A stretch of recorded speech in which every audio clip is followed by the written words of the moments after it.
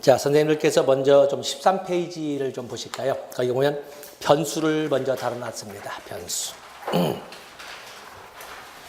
변수, 변인인데 독립변인과 종속변인은 우리가 가져가야 되죠. 그래서 선생님들 다 노트 정리를 했습니다만 실험자가 인위적으로 가미를 했거나 아니면 조작을 하는 변수를 독립변인이라고 원인변수라고 한다고 그랬습니다. 그에 비해서 종속변인은 독립변인의 변화, 독립변인의 가미에 따라서 변화가 아니라 독립변인 잘못 썼습니다. 독립변인의 변화가 아니라 독립변인의 가미 또는 조작에 따라 나타나는 결과, 즉 실험 연구의 결과를 종속변인이라고 하는데, 그래서 이건 결과변수, 피설명변수, 잘 안 씁니다. 가설적 변수 이런 말들 씁니다. 그에 비해서 통제변수, 아까 말로 언급하고 넘어갔던 단어 있지요?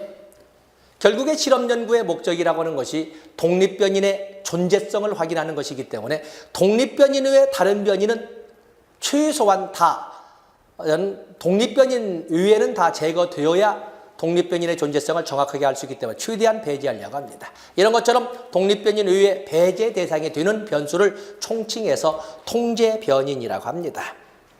거기에 보면 독립변인과 종속변수 간의 인과관계를 정확히 파악하기 위해 두 변수 간에 영향을 미칠 수 있는 제3의 변수를 통제할 때 그 3의 변수를 총칭해서 통제변수라고 한다. 다음에 좋습니다. 유생변수, 조절변수 이렇게 쭉 나와 있는데, 그건 어쨌든 독립변수와 종속변수를 껴봤습니다. 자, 이제는 내적 타당도와 외적 타당도를 좀 더 정확하게, 거기 설명 없이 그냥 바로 저의 요인으로 들어갔습니다만은, 다시 11페이지 보세요. 지금 목차를 3번까지 했지요? 내적 타당도. 내적 타당도. 내적 타당도는 본질적 타당도의 개념으로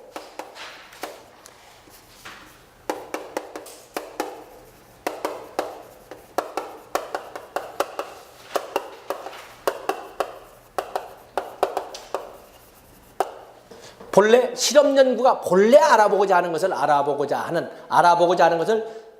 제대로 알아봤는가를 알아보는 세월을 쓰는군요. 타당도를 내적 타당도라고 하는데, 결국에 독립 변수의 존재성을 또는 독립 변수의 영역을 얼마나 정확하게 알아봤느냐, 얼마나 정확하게 알아봤느냐를 따지는 것은 내적 타당도라고 합니다. 그렇게 해서 여기는 3대 전제 조건을 필수로 규정하고 있죠. 조작, 시간적 선행성이죠. 먼저 독립변인을 가미한 다음에 어떤 변화가 알아보려는 것을 여는 것이지, 대부분 사람들이 먼저 종속변인의 결과를 예측해 놓고 그것이 나타날 때까지 이것을 찍어보고, 아니야? 그럼 또 저것도 찍어보고, 그게 바로 황우석 박사의 비윤리성의 문제가 등장한 거거든요. 수없이 많은 여자들이 말하자면 익명을 보장하지만 이렇게 해서 기증해준 난자를 가지고 무책임할 리는 없겠지만 그냥 이렇게 무책임하게 이런 결과 안 나와서 폐기, 안 나와서 폐기, 이걸 계속했거든. 280몇 분이 기증을 했다는데 그렇게 해서 비윤리성이 등장한 거였어요. 그래서 조작. 다음에 독립변인을 가미했을 때 변화가 있어야 된다. 변화가 없으면 아예 시작 자체가 불능이니까. 그래서 비교, 공통변화라고 그랬죠. 그리고 독립변인의 존재성을 보다 정확하게 알아보기 위해서는 모든 위생변수를 제거해야 된다. 통제. 이렇게 3개의 전제 조건을 필수로 이렇게 규정을 하고 있습니다. 그런데도 불구하고 이 내적 타당도에 저해 요인이 등장을 합니다. 다시 말해서 시간적 선행성도 충족했고 공통 변화도 확인했고 그리고 독립변인 이외의 모든 변수도 다 배제했음에도 불구하고 본질적 타당도인 독립변인의 영향력을 왜곡시키는 결과가 자주 발생하더라는 거예요. 그 요인으로서는 그 요인으로서는 역사, 성수, 또는 검사의 경험, 또는 뭐 측정 도구, 또는 뭐 통계적 효규, 뭐 등등등 약 10여 가지가 이렇게 나옵니다. 한 5개 정도는 여러분이 가지고 가셔야 되는데, 여러분 거기 보시면 11페이지에 나왔죠. 역사라고 하는 것은 우연한 사건의 발생, 우연한 사건의 발생으로 그야말로 시간적 선행성, 공통변화, 또 그리고 통제, 경쟁가설 배제, 다른 위생변수 다 통제했는데 이렇게 작가들을, 신인 작가들을 위한 문의 창작력 향상을 위한 4주간 집단 합숙 세미나를 이끌어갔다. 그러면 먼저 명 강사들이 와서 쭉 강의를 하고 그리고 4주간 연습하고 해서 4주 수업이 끝났어요. 그리고 나서 얼만큼 문의 창작력이 향상되었는가를 알아보니까 시간적 선행성도 있고 그동안에 쭉 해보면 확실히 문의 창작력이 향상되었는가를 봤으니까 공통변화 비교도 했고 그리고 산중에 폐교에서 했기 때문에 그 과정은 배정되는 교수들 외에는 다른 영향력이 존재하지 않았으니까 통제, 경쟁가설, 배제도 이루어진 거예요. 그리고 끝나기 전날 선배들이 와서 축하한다고 하면서 휴식도 하고 그리고 나서 마지막 다음날 문의 창작력을 가지고 시험을 봤어요. 인정을 받지 못했어요. 왜 그랬을까? 그냥 선배들은 와서 편하게 술 한잔하고 식사하면서 이번에 어떤 선생님들이 오셨어? 어떤 누구? 그러면 그 선생님은 이런 작품을 좋아해. 뭐 이런 식으로 이런 표현들에 대해서 아주 점수가 좀 박하고 이런 말을 쓰면 점수를 후하게 주시고 이래 하고 지나가는 얘기였을 뿐이었어요.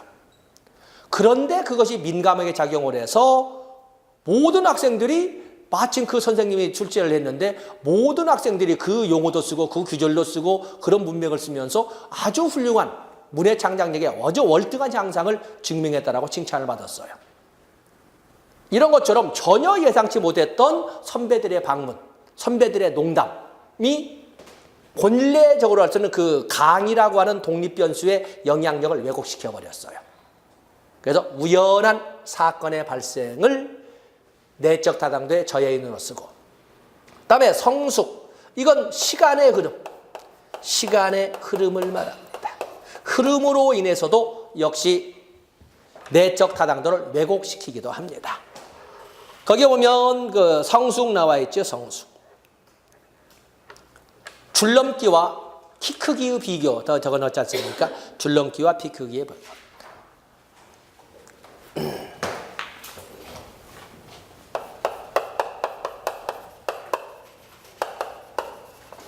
잠시 실험 연구의 집단에는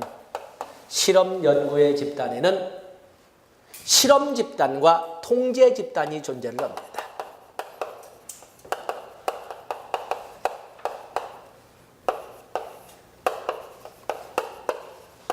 집단을 한자로 또 쓰면은 군, 무리군이다. 실험군, 통제군 이렇게 쓰거든요. 여기는 연구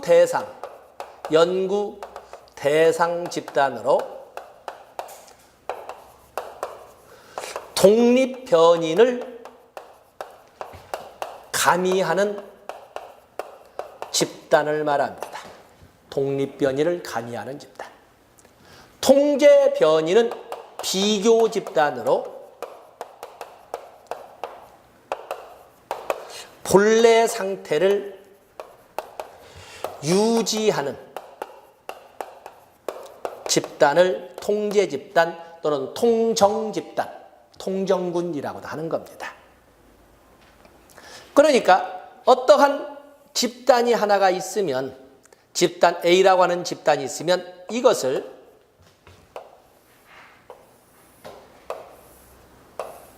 두 개의 집단으로 나눠서 A와 B로 나누는 거예요. 아직까지는 뭐 그냥 그래 놓고 AA와 AB 중에 여기에다가 어떠한 독립 변인을 가미시킨다면, 다시 말해서 줄넘기를 시키면 바로 이 이집단이 곧 독립집단이 되고, 맞아면 이 집단이 실험집단이 되고 실험군이 되고, 여기에 본라 상태를 그대로 유지한 이 집단은 통제집단 또는 통정군이 되는 거죠. 그래 놓고 여기에서 나타나는 것을 비교함으로써 독립변인의 영향력이 어땠는가를 확인해 보는 것이 실험 연구예요. 이해는 가시겠어요? 제가 고등학교 때 미술을 감아서 그림은 잘 못 그립니다만은, 이해는 가시나요? 예. 그래서 두 집단 중에 연구자가 독립변인을 가미하는 집단은 실험 집단이라고, 그냥 본래의 상태를 그대로 유지해서 나중에 실험 집단의 변화와 비교하기 위해서 존재시키는 집단은 통제 집단, 통정 집단이라고 하는 겁니다. 그렇게 해서 이 성숙이라고 하는 것은 한 반을 두 그룹으로 나누어서 한 그룹은 줄넘기를 시키고 한 그룹은 본래대로 그냥 수업 끝나고 집에 가도록 했어요. 그리고 일정 기간이 지난 다음에 줄넘기를 시켰던 집단과 줄넘기를 시키지 않은 집단의 키 크기의 그 비교를 했더니 확실히 줄넘기를 했던 집단이 더 빨랐더라는 거예요. 그런데 그 실험 연구는 인정받지 못했어요.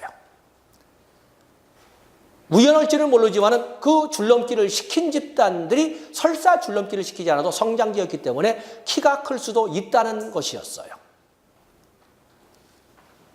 그렇게 해서 키가 클 수도 있는데 마치 줄넘기가 키를 크게 한 변이인 것처럼 착각하게 만들었다 해서 인정받지 못하는 거, 이런 것이 성숙이 되겠습니다. 시간의 흐름이 맞아면 본질적 타당도를 왜곡시킬 수도 있다. 그다음에 검사. 거기 보시면은 3번에 검사 이렇게 나와 있죠. 검사. 제가 어제도 한 시험을 봤어요. 어제 시험을 봤었는데, 어제 시험은 뭐 제가 단어가 어색해서 재난관리 시험을 이렇게 봤는데, 이제 거기 오는 분들이 이제 삼성 본부장하고 이제 내 짝꿍이 삼성 본부장이어서 그렇게 해서 같이 시험을 봤는데 용어를 잘 모르겠더라고.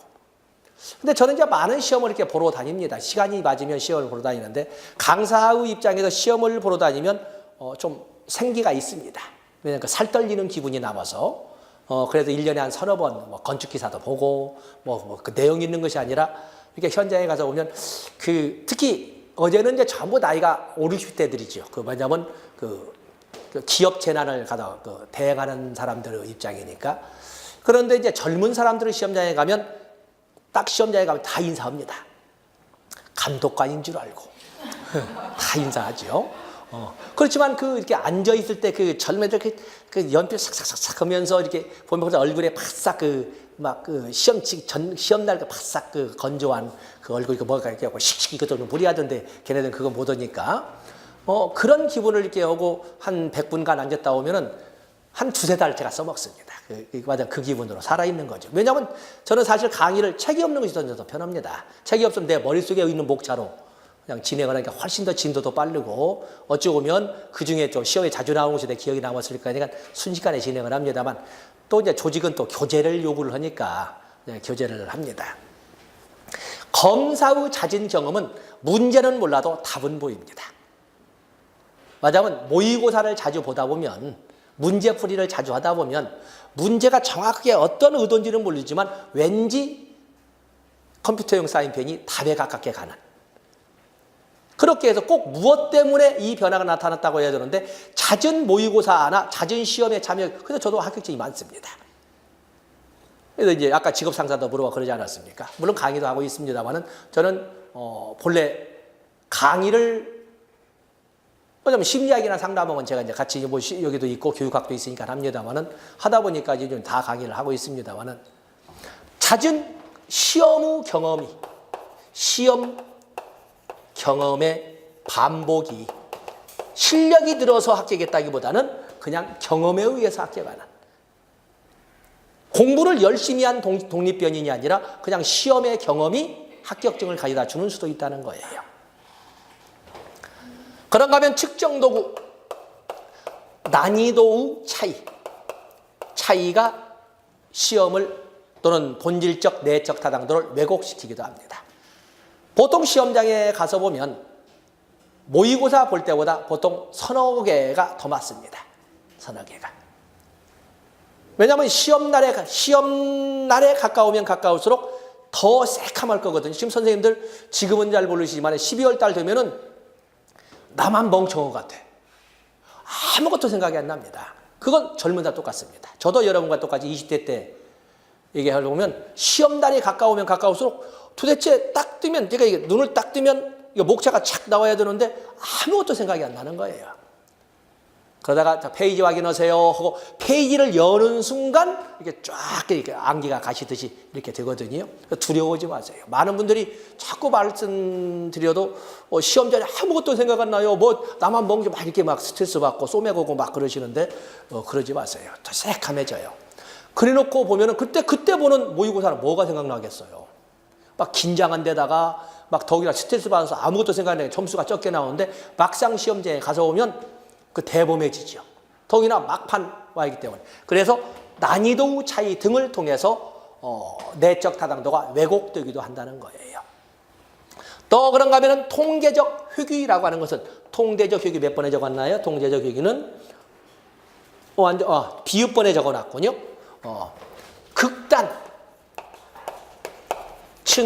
극단층의 피험자, 극단층의 피험자를 대상으로 함으로써 방과 후 학습은 학업 성취도를 높일 것이다. 방과 후 학습을 시킨다는 것은 바로 독립변인이지요. 그래서 방과 후 학습을 시킨 그 집단과 그냥 방과 후 학습을 않고 집에 갔던 집단의 나중에 시험 결과를 봤더니 확실히 방과 후 학습을 했던 집단들이 성취도가 굉장히 높았어요. 인정받지 못했어요. 왜냐하면 그 집단이 전부 꼴찌 집단이었거든요. 제가 고등학교 2학년 때부터 가위를 했었는데 제 가위는 체벌 방식이었어요. 때마침 가까운 곳에 중학교 2학년짜리를 나한테 맡겼는데 저는 그냥 숙제만 내고 넘어가는 방식이거든요. 숙제 해왔냐 해서 해놓고 해서 보면은 그날 공부를 시키는 것이 아니라 그날 데리고 가서 열심히 영화도 보여주고 열심히 먹을 것도 먹이고 이렇게 합니다. 다음 시간에 왔는데 숙제를 안 해왔다. 그날은 역시 공부 안 씁니다. 신나게 맞습니다. 신나게. 그 당시에는 뭐 선생님의 체벌이라고는 고등학교 2학년이고 또 그러면 제 모교는 좀 거친 지금도 전국적으로 유명한 그런 오차 모집원 학교여서 함부로 범접할 수 있는 학교가 아니었어요. 그러니까 진놈이 아무리 뭐라 해도 눈을 감히 지켜줄 수 있는 상태가 못 되니까 신나게 맞다가 갑니다. 어찌 보면 제가 가르쳤다기보다는 지 살아나는 방법을 저 혼자 터득한 거죠. 60등에서 40등 올라가는 것은 순식간이에요. 순식간. 한 번도 책에 정을 붙이지 않았던 극단층을 데리고 학습을 시키면 맨날 그 꽁이나 자면서 이렇게 하던 친구들이 책을 잡고 봤던 것이 예전 그야말로 완전히 마른 스펀지잖아요. 거기다가 물을 적시니 뭐 쭉쭉 들어가는 거죠. 그러면 이것을 상위 집단에 있는 애들에게 방과 후 학습을 시켰을 때도 성취도가 나올 수 있겠는가? 방과 후 학습이 모든 학생들에게 이게 성취도를 높여줄 수 있는가 하는 문제가 등장하거든요. 그래서 피험자 선발에 있어서 피험자 선발도 나와 있습니다만 극단층의 점수층을 대상으로 했을 때 그것은 오히려 방과 후 학습 때문에 그렇다기보다는 성향이 좀 점잖해졌다거나 생각할 수 있는 스타일이 만들어졌다거나 이래서 그런 것이지 가르침과 배움을 통해서 성취도가 나타났다고 볼 수는 없다. 이렇게 해서 내적 타당도를 왜곡시켰다라고 설명할 수가 있는 겁니다. 그래서 특히 이제 우리가 출제되는 것은 이 세 가지가 주로 출제가 됐습니다만 통계적 극단층을 대상으로 했을 때도 내적 타당도는 변질 또는 왜곡될 수가 있다. 이렇게 우리가 볼 수가 있는 겁니다. 다음에 유적 타당도. 유적 타당도는 유적 타당도라고 하는 것은 유적 타당도는 실험 연구 실험 연구 결과의 일반화 가능성. 말을 더 모르겠습니다. 결국에 현장 적용 가능성입니다. 현장 적용 가능성. 현장에서 실험 연구의 결과를 현장에서 써먹을 수 있느냐, 표현이 활용할 수 있느냐, 이걸 물어보고 있는 거예요. 실험 연구의 결과를 현장에서 활용할 수 있느냐. 결과는 내적 타당도와 유적 타당도는 반비례 관계에 있습니다. 반비례 관계에 있어요. 우리말로 한다면 내적 타당도가 높다고 하는 것은 도덕적 조건인 시간적 선행성이나 공통변화 빼고도 독립변인 외에 다른 변수가 최대한 배제되었다는 거죠. 독립변수만 남았을 수도 있습니다. 그런데 현장에서는 독립변수만 있는 것이 아니라 습도, 소음, 온도, 스트레스 이런 수없이 많은 변수가 현장을 지배할 거예요. 독립변수 하나만을 가지고 연구를 했던 실험 연구는 현장에서 써먹는 데는 한계가 있다. 제가 그래서 선생님들께 귀를 풀어놓으세요. 시험장은 조용하지 않아요. 이렇게 요즘은 그래도 많이 시험장을 이렇게 조절해서 해주고 있지만 새소리도 들리고 뜬금없이 어제도 보니까 다 껐다는데 갑자기 니 일이야 그냥 전화벨도 들리고 이렇게 하거든요. 그래서 조용한 데도 공부한 사람들은 개수가 좀 분명히 저는 시험 잘 봤다는데 개수가 모자라면 그 순간적으로 답도 정확하게 3번 찾았는데 손이 2번을 찍은 거지. 개수가 안 맞는 거예요. 그래서 내적 타당도가 높으면 높을수록 다시 말해서 통제, 독립변수 이외에 위생변수가 최대한 배제된 실험 연구는 현장에서 써먹는 데는 한계가 있다. 그래서 내적 타당도와 유적 타당도는 반비례 관계에 있다라고 설명을 합니다. 그러면서 선생님들께서 거기 12페이지로 넘어가 보시면 유적 타당도 저해 요인도 했습니다. 유적 타당도 저해 요인. 여기는 출제 비중은 그렇지만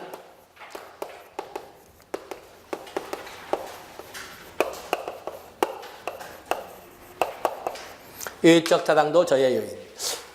보통 책마다 저도 이제 그렇게 제 책에도 그렇게 정리를 했습니다만은 검사 실시와 실험 처치 간의 상호작용 효과. 실험 처치가 뭐예요?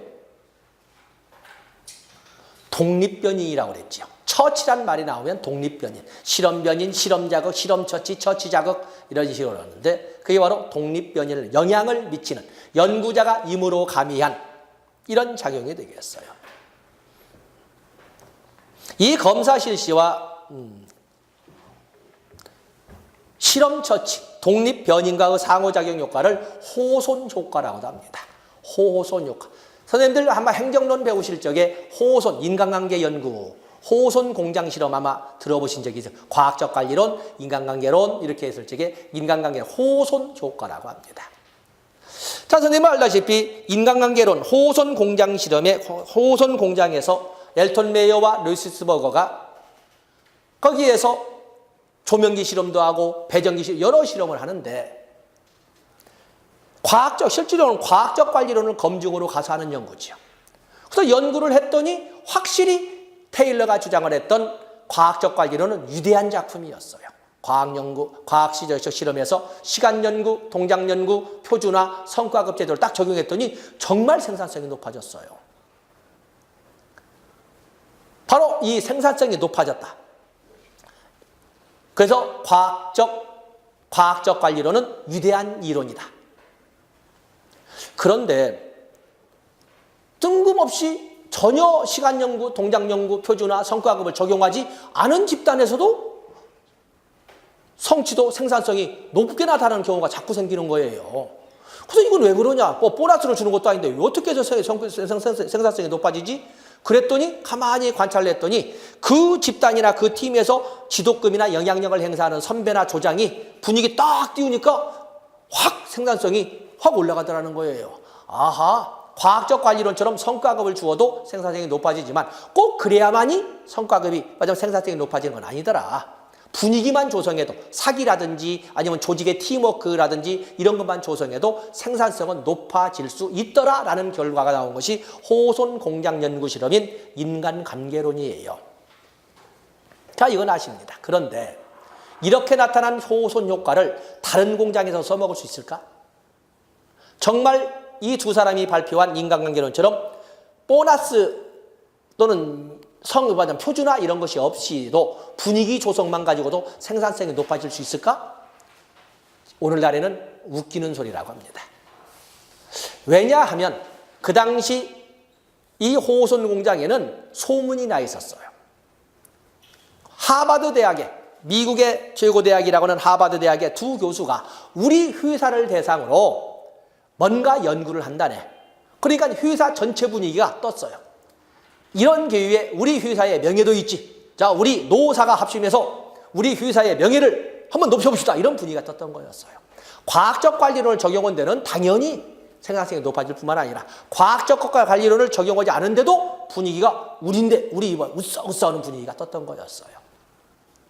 그렇기 때문에 검사 실시할 적에 독립 변인을 자극했던, 말하자면 제시했던 안 했던 간에 보이지 않는 가운데 보이지 않는 제3의 변수가 독립 변인처럼 작용을 했던 거였어요.